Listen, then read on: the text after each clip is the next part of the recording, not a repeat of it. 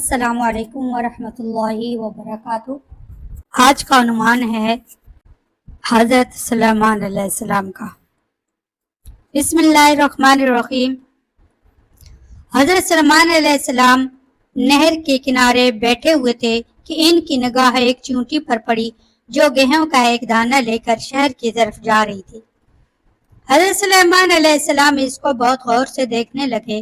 جب چیونٹی پانی کے قریب پہنچی تو اچانک ایک مینڈک نے اپنا سر پانی سے نکالا اور اپنا منہ کھولا تو یہ چیونٹی اپنے دانہ کے ساتھ اس کے منہ میں چلی گئی۔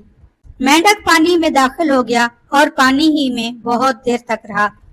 سلیمان علیہ السلام اس کو بہت غور سے دیکھتے رہے۔ ذرا ہی دیر میں مینڈک پانی سے نکلا اور اپنا منہ کھولا تو چیونٹی باہر نکلی، البتہ اس کے ساتھ دانہ نہ تھا۔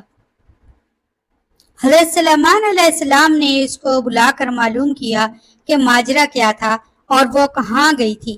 اس نے بتایا کہ اللہ کے نبی، آپ جو نہر کی تہہ میں ایک بڑا کھوکھلا پتھر دیکھ رہے ہیں، اس کے اندر بہت سے اندھے کیڑے مکوڑے ہیں۔ اللہ تعالیٰ نے ان کو وہاں پر پیدا کیا ہے، وہ وہاں سے روزی تلاش کرنے کے لیے نہیں نکل سکتے۔ اللہ تعالیٰ نے مجھے اس کی روزی کا وکیل بنایا ہے، میں اس کی روزی کو اٹھا کر لے جاتی ہوں اور اللہ نے اس مینڈک کو میرے لیے مسخر کیا ہے تاکہ مجھے لے کر جائے۔ اس کے منہ میں ہونے کی وجہ سے پانی مجھے نقصان نہیں پہنچاتا، وہ اپنا منہ بند پتھر کی سوراخ کے سامنے کھول دیتا ہے، میں اس میں داخل ہو جاتی ہوں۔ جب میں اس کی روزی اس تک پہنچا کر پتھر کے سوراخ سے اس کے منہ تک آتی ہوں تو مینڈک مجھے منہ سے باہر نکال دیتا ہے۔ حضرت سلیمان علیہ السلام نے کہا، کیا تو نے ان کیڑوں کی کسی تسبیح کو سنا؟